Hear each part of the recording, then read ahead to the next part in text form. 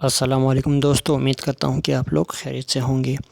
आज का जो हमारा टॉपिक है वो ये है कि हम HTML की मदद से टेबल किस तरह क्रिएट करते हैं, कि हम HTML में टेबल किस तरह बनाते हैं।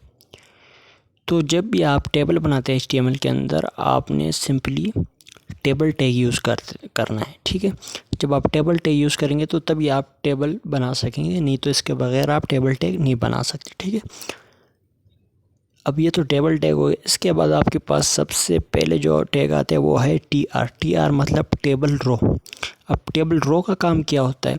उसका काम ये होता है कि जब भी आप एक रो लेते हैं, ठीक है। अच्छा, सबसे पहले मैं यहाँ पे एक स्क्रीन स्प्लिट कर देता हूँ थोड़ा सा, ताकि आपको आसानी से समझ आ सके। टेबल रो का काम ये होता है कि जब भी आप कोई टेबल का डेटा लिखते हैं, ठीक है, तो वो तो एक रो मतलब एक रो की शेप में आ जाता है। फिर जब नीचे आप दूसरी रो लेते हैं, उसके लिए आप टेबल रो मतलब TR टैग लेते हैं। जब मैं यहाँ पे करूँगा तो आपको आसानी से समझ आएगा। जब भी आप एक नई रो लेते हैं तो आप TR टैग यूज़ करते हैं। अब मैंने यहाँ पे TR टैग लिया, ठीक है। अब इसके बाद इसमें एक दूसरा टैग होता है, वो है TH मतलब टेबल हेडिंग। TH टैग हम टेबल के जो हेडिंग्स होते हैं ना, उसके लिए यूज़ करते हैं। ठीक है, टेबल्स आपने मुख्तलिफ़ टेबल देखे होंगे, उसके ऊपर जो सबसे बोल्ड टेक्स्ट होता है, ठीक है, फिर उसके नीचे उसका डेट होता है। ठीक है, अब यहाँ पे मैंने लिया TH मतलब टेबल हेडिंग। अब यहाँ पे मैं लिखता हूँ TH, तो ये मैंने लिख लिया टेबल हेडिंग। ये आपकी टेबल की जो ऊपर वाली हेडिंग होती है, ये हम उसके लिए यूज़ करते हैं। ठीक है, अब यहाँ पे मैं हेडिंग्स लिखता हूँ मुख्तलिफ़। तो सबसे पहले मैं यहाँ पे लिखता हूँ कि सीरियल नंबर। मैं एक स्कूल बच्चों का छोटा सा डेटा एक फॉर्म बना रहा हूँ, तो यहाँ पे मैं लिखता हूँ सीरियल नंबर। दूसरे नंबर पे मैं लिखता हूँ कि नेम, हमारे पास नाम होता है। तो ये देखें आपके पास ये एक रो की शेप में आ रहा है। ठीक है, तीसरे नंबर पे मैं यहाँ पे लिखता हूँ कि क्लास। यहाँ पे मैं लिख लेता हूँ क्लास टेबल हेडिंग के अंदर। ठीक है, तो ये आपके पास टेबल्स की हेडिंग्स होती हैं। फिर इसके बाद मैं यहाँ पे डालता हूँ TH मतलब कि मार्क्स लिख देता हूँ। अब जब यहाँ पे मार्क्स लिख लिए तो ये आपके पास एक टेबल रो मतलब टेबल की हेडिंग्स हो गई। देखें यहाँ पे मैंने एक रो लिया, तो ये एक रो।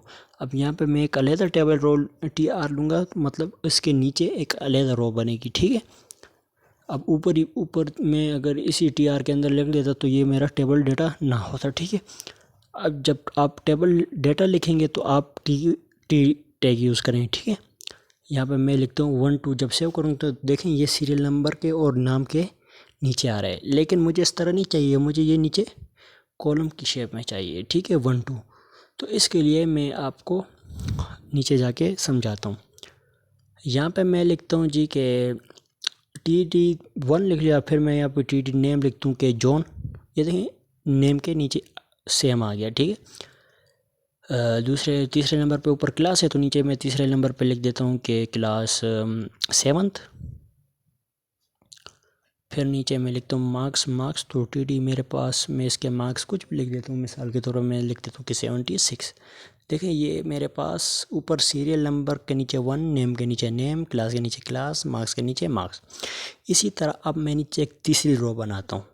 ठीक है, तीसरी रो बनाने के लिए मैं नीचे जाऊँगा और एक अलहदा से TR का टैग लूँगा। अब ये नीचे में आ गया और मैंने एक फिर से मैं एक यहाँ पे TR का टैग लेता हूँ। ठीक है, जब यहाँ पे मैंने ये TR का टैग ले लिया तो अब मैं ये नीचे एक दूसरी रो बनाऊँगा। फिर वही टेबल डेटा लिखूँगा 2। देखें ये उसके नीचे कॉलम की शेप में आ गया। ठीक है, फिर नीचे आऊँगा टेबल डेटा नेम, मेरे पास क्या है, नेम में लिख लूँगा माइकल, जस्ट आपको समझाने के लिए। फिर मैं लिखूँगा कि तीसरे मेरे पास क्लास है, तो मैं यहाँ पे इसकी क्लास लिख देता हूँ कि भाई 9th। और मार्क्स 76 से ऊपर तो इसके मैं लिख देता हूँ कि भाई के इसके मार्क्स आ गए 78। ये तो आपके पास एक टेबल बन गया, लेकिन ये टेबल लग नहीं रहा क्योंकि इसके बॉर्डर्स नहीं है। ठीक है, जस्ट यहाँ पे मैं आपको HTML का तरीका बताता हूँ, आगे जाके हम इसको CSS की मदद से करेंगे। ठीक है, यहाँ पे मैं लिखता हूँ भाई के ऊपर आपको टेबल का टैग नज़र आ रहा है, तो आपने यहाँ पे जाके जैसे इस पर सिंपली क्लिक कर देना है, और क्लिक करने के बाद आपने यहाँ पे लिखना है बॉर्डर 1। सिर्फ आपने यहाँ पे 1 लिख के सेव कर देना, तो ये आपके पास देखें ये आपका एक जस्ट सिंपल सा टेबल है। ठीक है, इसी तरह आपने बनाना है। तो उम्मीद करता हूँ आपको ये टॉपिक पसंद आया होगा। आपको जो सवाल वगैरह पूछने हुए हैं तो आप कमेंट में मुझे नीचे सवाल भेज सकते हैं। शुक्रिया।